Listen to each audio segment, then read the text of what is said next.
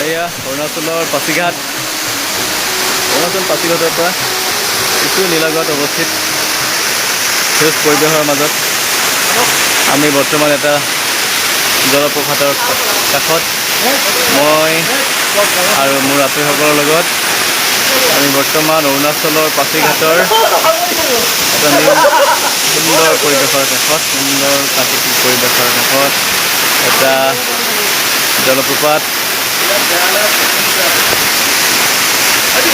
আপোনালোকে আহি নিশ্চয় উপভোগ কৰিব পাৰিব। আহক।